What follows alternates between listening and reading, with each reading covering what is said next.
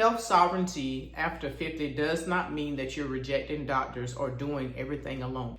It means finally understanding your body so you don't live in reaction mode.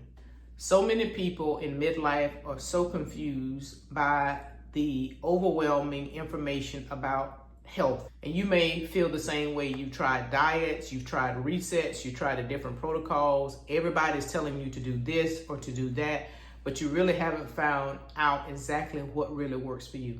When you think about health sovereignty is about control. It is you being able to look at what your body needs and being able to make calm, quiet decisions that is going to lead you to the end goal that you want to achieve with your health. Health sovereignty or sovereignty means understanding. It does not mean isolation. So when you sit down and talk to a health professional about your care, it is your body, you should have full autonomy on the decisions that you're going to make, which best serves you. What you're looking for is to find a therapeutic partner that is a practitioner of whatever their specialty is, to be able to come alongside you, explain to you those things that you don't know that is in their expertise, in their wheelhouse, but the ultimate decision is yours. And even if you have a question, that person should be able to either ask you further questions or be willing to explain to you or share with you their thought processes. Not just, I tell you to do it and you do it and that's it. That's a dictatorship. And after 50, urgency really stops working. It is really important for me to operate in a calm state when I make decisions, whether it's about my health, whether it's about finances, whether it's about business, whether it's about relationships. I want to make sure that I am giving my nervous system the best care possible. And I always think about things now in terms of, does it elevate my cortisol or does it elevate my blood pressure? And those two variables, if you will, helps me to really kind of keep a target in the back of my mind of what are those things that I should avoid and what are those things that I should deal with head on. And then also I consider the impact that it may have on my body. And when you're after 50, when you're doing things that are stressful to the body, fasting is good. It has a lot of benefits, but you have to understand when you're fasting, that is causing stress on the body. Also, the same thing with detoxing. A lot of people use juicing and detoxing. All those things are great. But the question is, what type of stress is it putting on the body? And if you're detoxing and you're juicing, but you are having problems with elimination, don't you think that is going to naturally put your body under stress? So we want to start thinking about the things, really what is going to help us stay in a calm state after 50, really your entire life. It doesn't matter about age in terms of this, but typically when you're in your 20s and 30s, you may not think about things in this manner, but when you get into midlife, you want to start looking at the things, what really serves you and how can you effectively do this without causing so much nervous system damage. One of the things that I have learned as I have approached midlife is it's about precision. It's about what are those things that work best for me. You can have all these different protocols. Sarah is doing this, Betty is doing this, Jackie is doing this, but although those things may be good for those people, it may not be the best thing for you.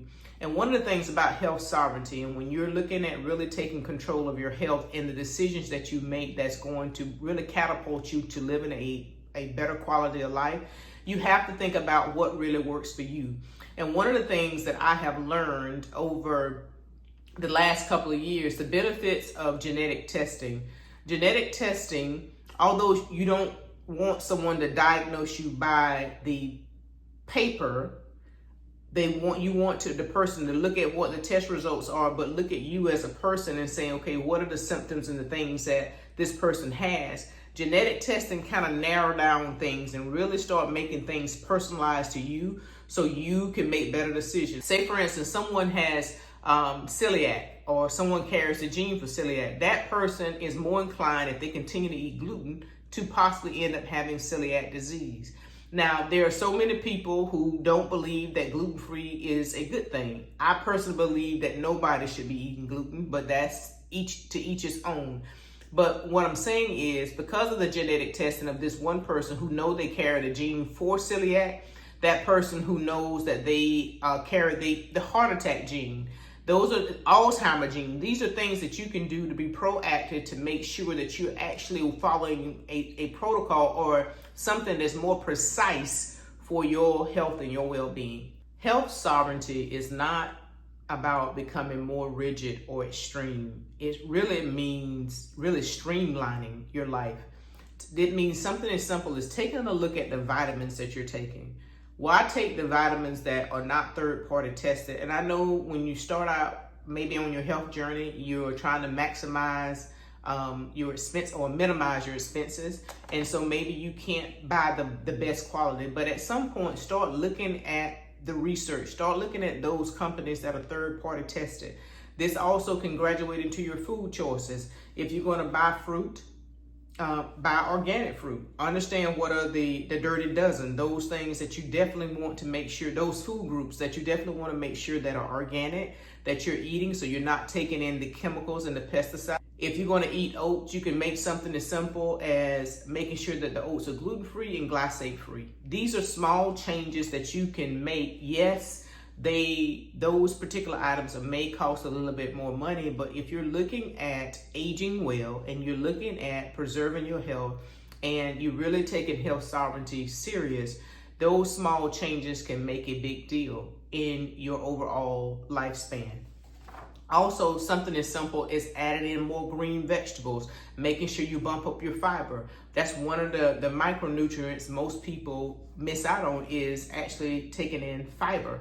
So you want to make sure you're doing the things that actually is going to cause your body to work at its best in midlife. If you're beginning to rethink detox, digestion, or how to rebuild your health without urgency, I created a guide called Why Juicing is Not the Best Way to Detox. It's simply a starting place for understanding, not another reset. Click the link below in the description to get your free copy.